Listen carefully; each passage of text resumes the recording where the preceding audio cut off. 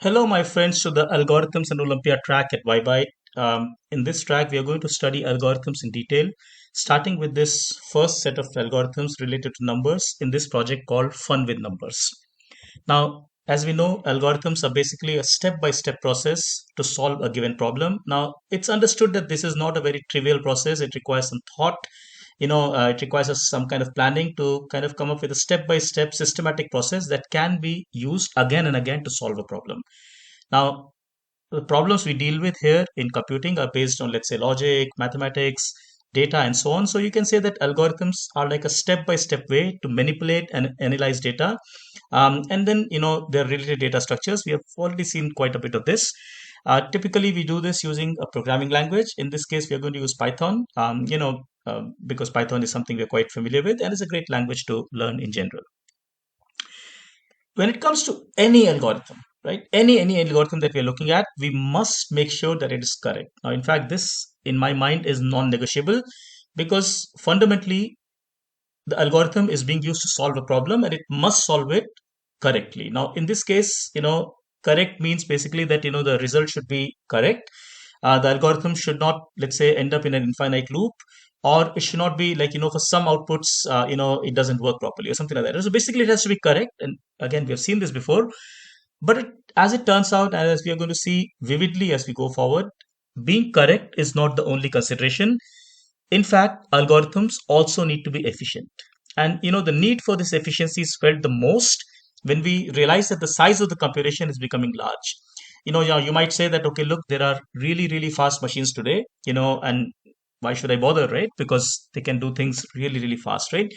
But as it turns out, if you're not careful about, let's say, what we are doing, if the algorithm is not carefully thought out, it will just end up doing so much work that, for any kind of reasonable experience, no matter how fast your machine is, it's just not, let's say, good enough, right? So from that point of view, efficiency is important.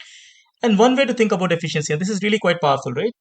Ask yourself a question: is my algorithm, whatever it's solving, is my algorithm doing more work than what is needed or what is really required, let's say, to complete the task at hand? So whatever problem I am accomplishing, is my algorithm doing much more than that? So that's the kind of question we ask ourselves, and we're going to keep on asking this question throughout this track. Obviously, we have a correct algorithm, that's like a baseline, but it also must be efficient. This is going to be the focus of the entire, let's say, program.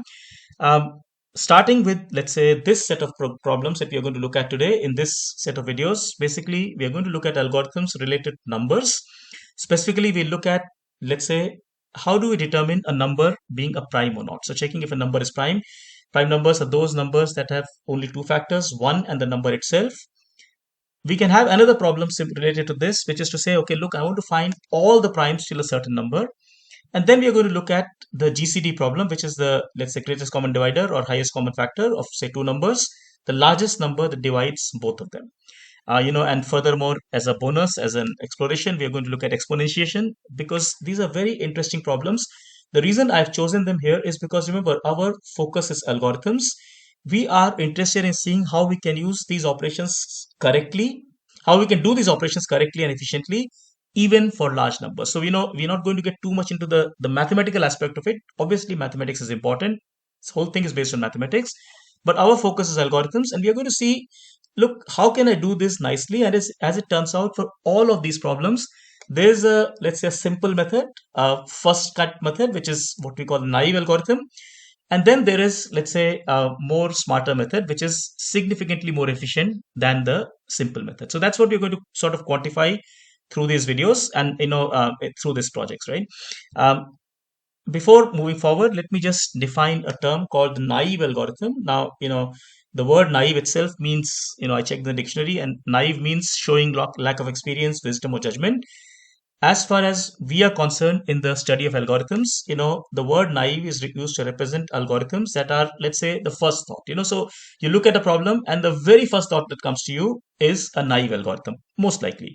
You realize that that's a good starting point, but there's often room to optimize. So both points are important here. It's good to have a starting point. Otherwise, the problem may look too complicated. So it's good to think of a naive algorithm. Rather, it's put it this way. It's good to think of an algorithm, even if it turns out to be naive. But then, having, let's say, correctly solved the problem, we should ask ourselves, is my algorithm doing too much or more than what is actually required. If that is the case, we should definitely think of optimizing that. So that's the kind of message I'm going to have throughout the course, including this set of videos. And hence, I come to the key learning goals from this activity. Well, like I already mentioned, we are going to look at interesting algorithms for, say, prime numbers, GCD, exponentiation, and so on. Very interesting mathematical, let's say, operations these are. The idea of a naive algorithm, I kind of briefly touched upon that, but we're going to see this again and again. The fact that naive algorithms may not be efficient, and hence there is room to explore, let's say, efficiency. And where does efficiency come from? Well, in this case, efficiency will come mostly from rules of mathematics and logic. But as we'll see later on as we move forward in the course, sometimes efficiency will come in from the structure of the data. For example, in the search problem, if the data is sorted, then the algorithms can be made much more efficient. The nature of the problem statement, sometimes you're able to break a small problem into smaller pieces and then, let's say, what's called divide and conquer. And sometimes you find that, algorithms can be made recursive. So, a lot of efficiency can be gained that way, right? So the fundamental question to ask ourselves at all points is my algorithm doing more than what is really, really necessary for this question, for the problem at hand, right? And like I said, even though these computers are really fast, but we'll be able to quantify this in a way that it makes sense that, okay, look, we should definitely try and optimize and, let's say, get to an optimal algorithm. So that's sort of the big picture here. We're going to get started with these specific problems in the next few videos, but here's the key learning goals.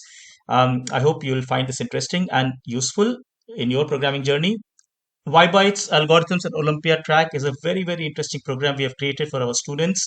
Those with, let's say, an understanding of logic in Python.